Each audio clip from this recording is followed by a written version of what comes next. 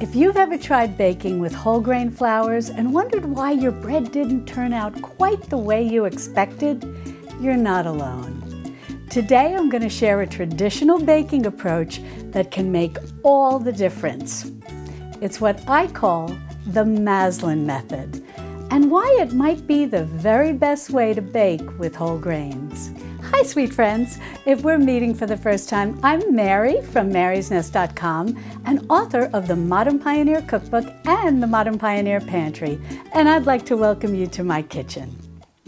Today we're beginning something very special together. I'm launching a new series that I call the Maslin Method Baking School, where we're going to explore a traditional approach to baking with whole grains that home bakers have used for generations.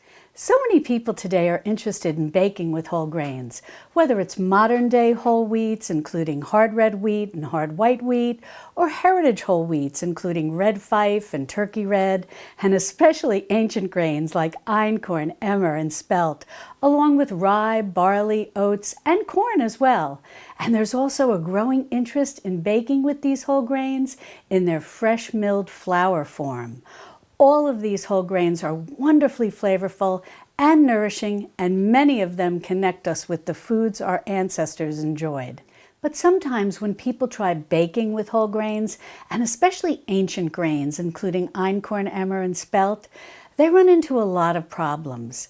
The bread may turn out dense, the dough may behave differently than expected, or the loaf may not rise quite the way breads made with all-purpose flour or bread flour do. And when that happens, it's easy to think something has gone wrong. But the truth is, the grains themselves are not the problem. Often what's missing is the traditional way these grains were once used.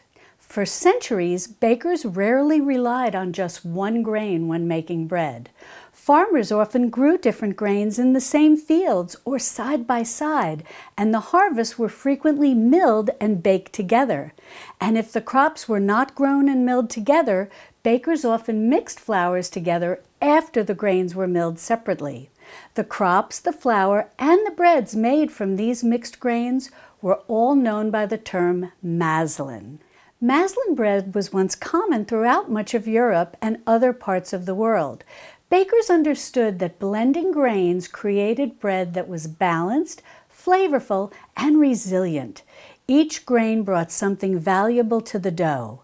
Some grains contributed strength and structure, others added flavor and softness, and together they created bread that was much better both in texture and nourishment than bread made from a single grain alone. Now, we may not be growing our own grain together, but we can certainly mix flours together.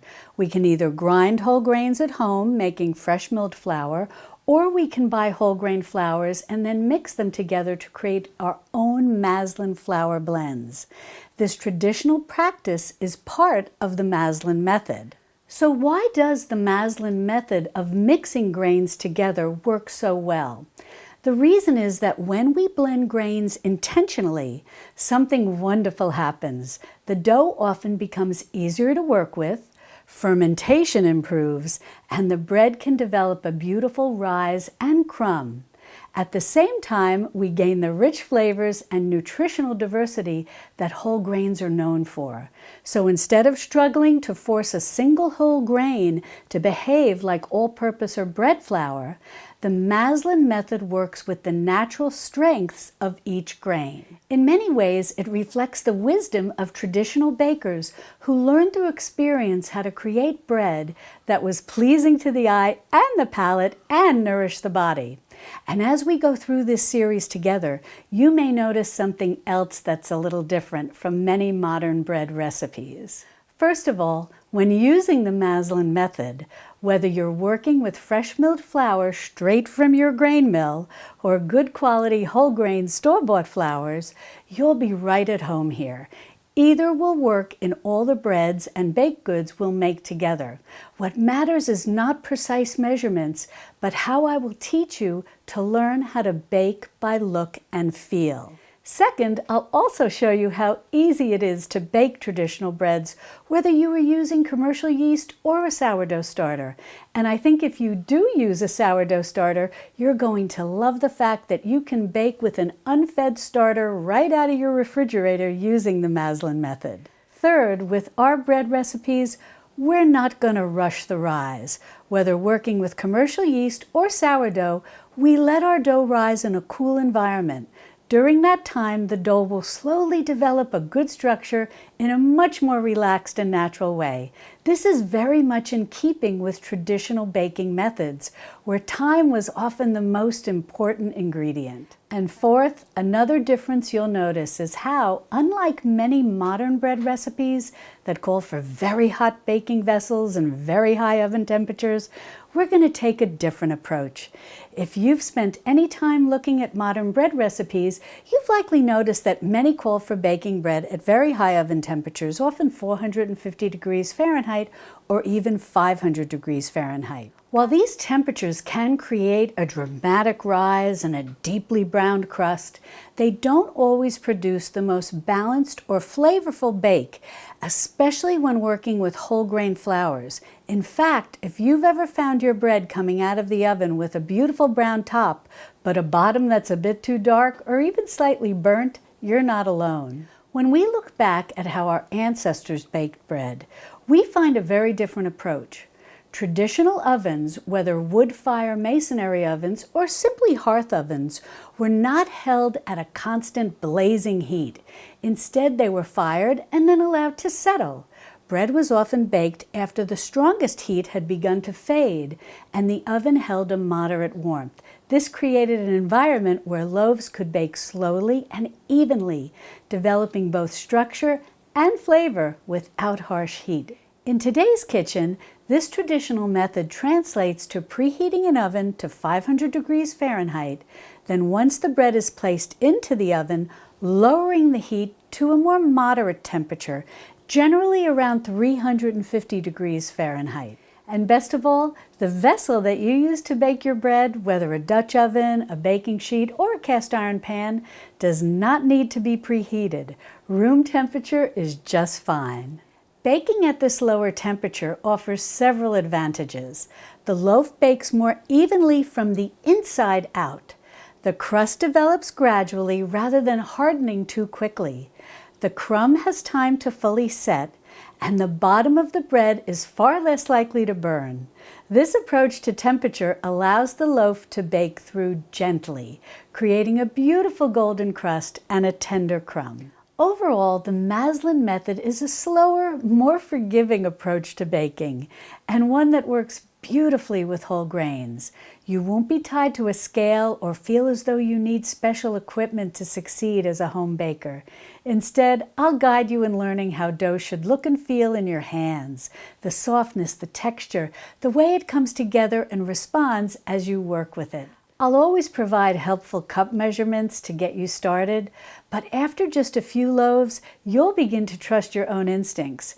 Before long, you'll find yourself baking with confidence and ease, creating some of the most delicious breads you've ever made, just as home bakers have done for generations. Now, as we begin to talk about whole grains and building our Maslin flour blends, I want to take a moment to mention something you may hear about: Landrace wheats. But don't worry, we don't need these specific wheats to bake with. Hard red wheat, hard white wheat, heritage wheats, and any of the ancient grains will work in all the recipes I share with you. But I do want to share a little bit about the history surrounding the development of wheat with you. In the past, most wheat wasn't the highly standardized grain we often find today. Instead, farmers grew what are known as landrace wheats, grain that adapted over generations to their local climate, soil, and growing conditions. These wheats were wonderfully diverse, each field a little different from the next, and they formed the backbone of traditional baking. Today, true landrace wheats can be difficult to find, but we are very fortunate that we still have access to what are called heritage wheats, such as Red Fife and Turkey Red. These are older varieties that have been preserved and passed down over time, and they are much closer in character to those traditional grains our ancestors worked with every day. And if you happen to have access to heritage whole wheats, I encourage you to use them. They are a beautiful bridge to the past and bring wonderful flavor and character to your baking. But I want to reassure you, if you don't have access to these, you are absolutely not at a disadvantage. Modern whole wheats like hard red wheat and hard white wheat are excellent baking grains. In fact, they will serve as the backbone of many of our loaves, giving structure and strength to our dough. So whether you were baking with heritage whole wheats or modern-day whole wheats, alongside ancient grains, you are still very much in the spirit of traditional baking. The key is not perfection. It's understanding your flour, working with it gently, and letting it guide you. Over the next several videos in this series, we're going to explore the Maslin method together. I'll show you why blending grains improves bread, how to determine the proper ratios for mixing different ancient grain flours together, how you can bake bread using the Maslin method with commercial yeast or sourdough starter, how our ancestors baked without strict recipes, how to learn to read your dough by look and feel, and most important, how to bake successfully with whole grain flours. By the end of this series, you'll have a whole new understanding of how traditional bakers approached bread making. In our next video, we're going to discuss why you don't need to try to strive to make unattainable artisan breads filled with massive holes, and how that was actually considered a defect in bread making until the late 20th century. And following that, we're going to put the Maslin method into practice by baking a traditional Maslin hearth loaf together. It's a beautiful rustic bread that really shows how blended whole grains can work. And this is just the beginning. In the videos to come, we'll continue our baking journey together, exploring a wide variety of breads made with both commercial yeast and sourdough, each one building your confidence and deepening your understanding. We'll also step beyond the breadboard and into the world of pies, tarts, and rustic galettes, both savory and sweet, made with these beautiful whole grain flour blends. And along the way, we'll enjoy a delightful collection of European and early American tea time treats, the kind that have been shared around tables for generations. So think of this first hearth loaf as your foundation, because from here, we're going to build something truly special together. So if you're curious about whole grains and traditional baking methods, I hope you'll join me as we rediscover this wonderful old world tradition together. And be sure to look for the playlist here called the Maslin Method Baking School, where you'll find all of the videos in this series as I release them. And I'll see you over there in my Texas Hill Country kitchen. Love and God bless.